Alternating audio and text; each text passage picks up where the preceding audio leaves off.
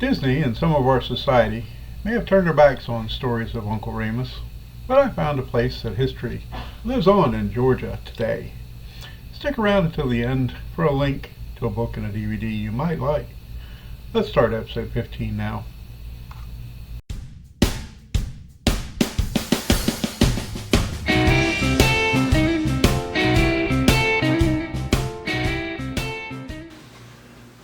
While searching for murals in a few Georgia small towns recently, I came across Eatonton.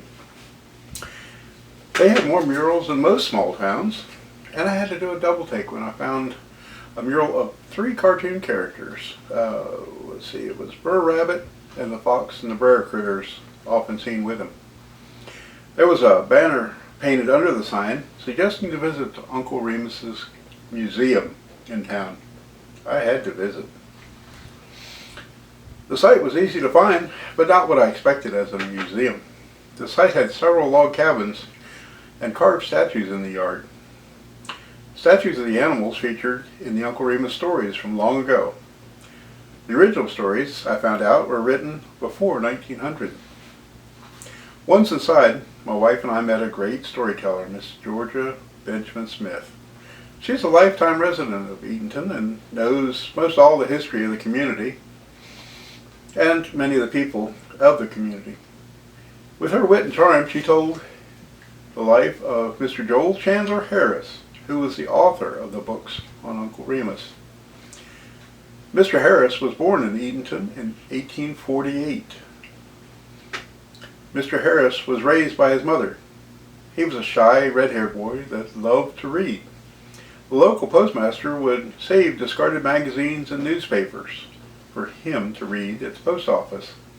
In 1862, Joel Harris's reading skills came to the attention of a wealthy plantation owner named Joseph Addison Turner.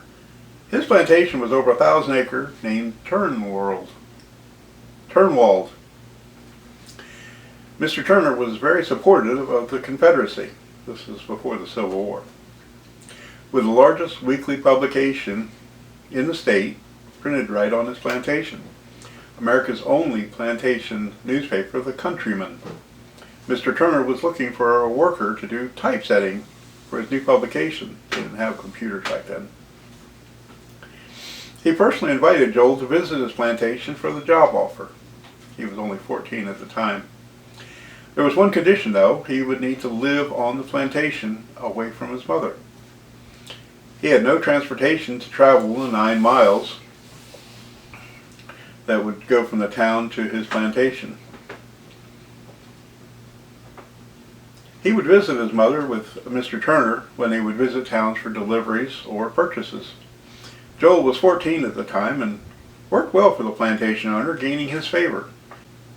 Turner encouraged Harris to write creatively and critically. Harris published at least 30 poems and book reviews for The Countryman, along with numerous comic paragraphs over the byline, The Countryman's Devil. That's what they call the typesetter. While living in a small room in the owner's house, he befriended several of the slaves. His favorites were Uncle George Terrell, Old Herbert, and Aunt Chrissy, who all told the folk tales passed down for generations.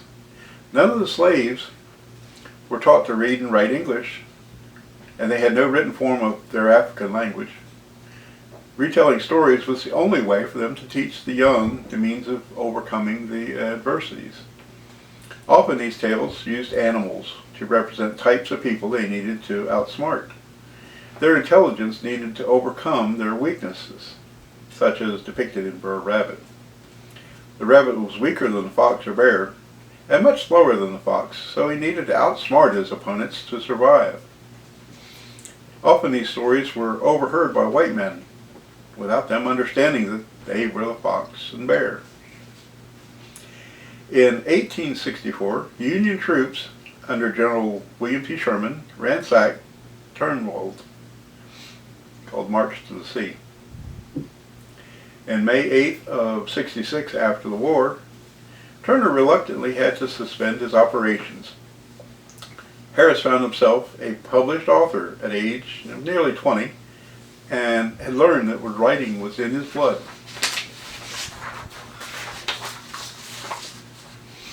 Harris had several journalism jobs between 1866 and 1876 at the Macon Telegraph, the New Orleans Crescent Monthly, the Monroe Advisor at Forsyth. His writing abilities were widely reprinted and soon gained him a statewide reputation. In 1870, he became the associate editor at the Savannah Morning News, a very large publication. In September of 1876, the Atlanta Constitution editor, Evan Howell, and associate editor, Henry W. Grady, hired the young journalist. That's the Atlanta Constitution, a very big paper. He was soon named the associate editor. Harris quickly discovered that the Atlanta had become not only the fastest growing city in the Southeast, but the very center of what Grady, a decade later, famously described as the New South. Harris was soon recognized as one of the country's most important chroniclers of the changing face of the Old South become new. Tales from the plantation years were later retold in books Harris published, starting in 1880 with Uncle Remus, his songs and sayings. He published 6 books of these stories before he died in 1906, and 3 more of his collections were published later in 1907. This totaled 185 short stories in 9 books that have been published in 27 languages around the world. A young, successful movie maker named Walt Disney became interested in these stories as early as 1939. He negotiated with the Harris family and signed a contract in 1944. A few of these stories were made into weekly comic strips in 1945. A year later, Disney released the movie Song of the South.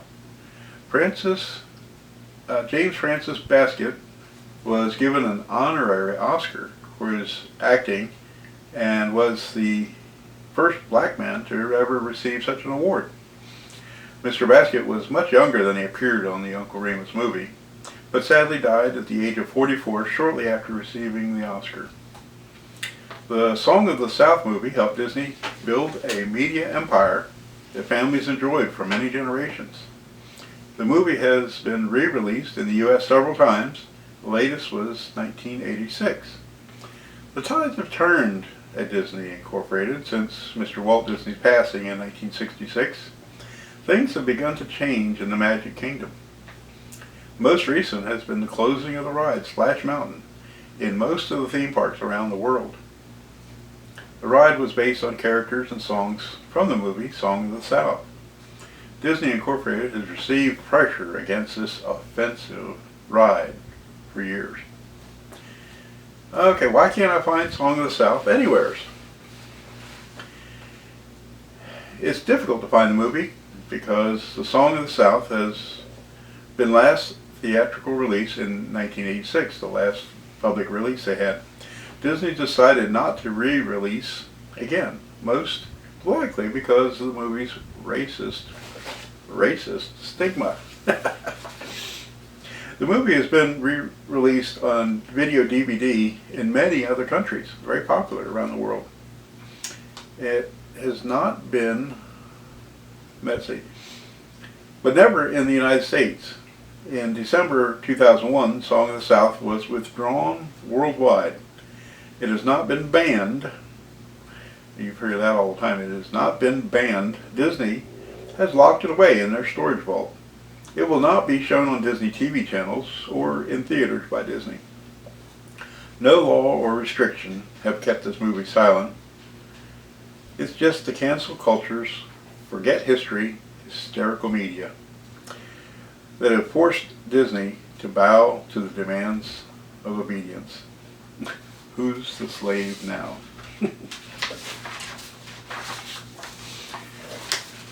Y'all been waiting for the answers to my questions on my short video.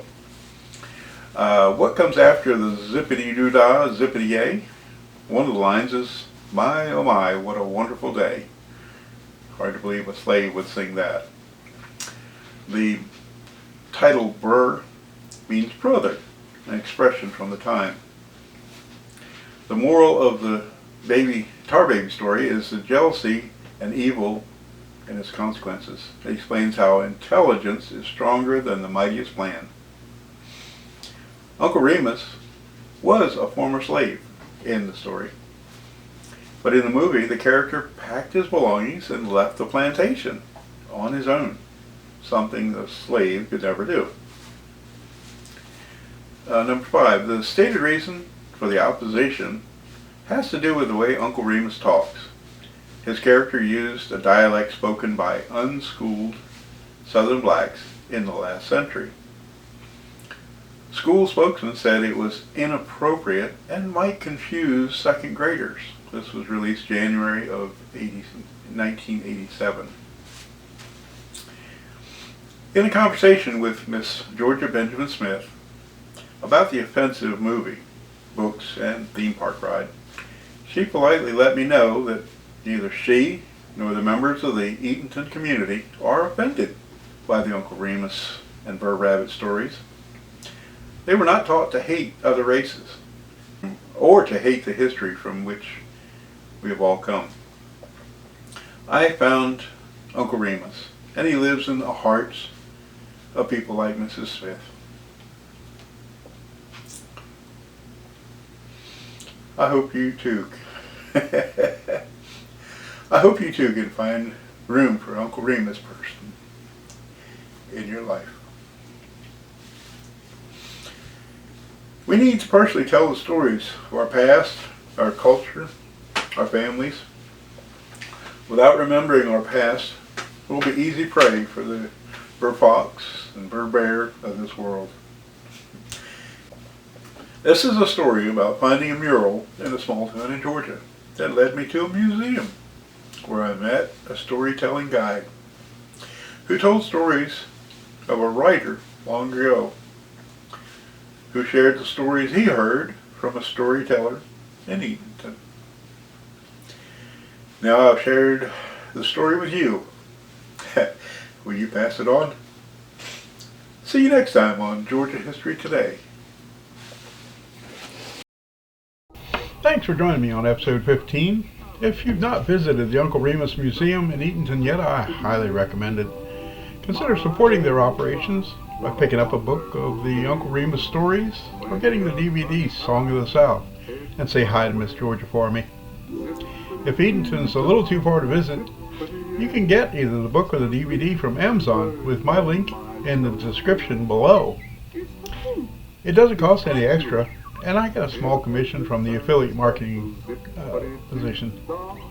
Either way, these make great presents for the grandkids. Even better if you read them in person.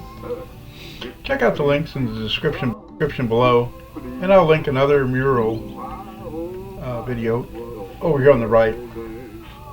And if you like this, subscribe here and catch the next episode. See you next time on Georgia History Today.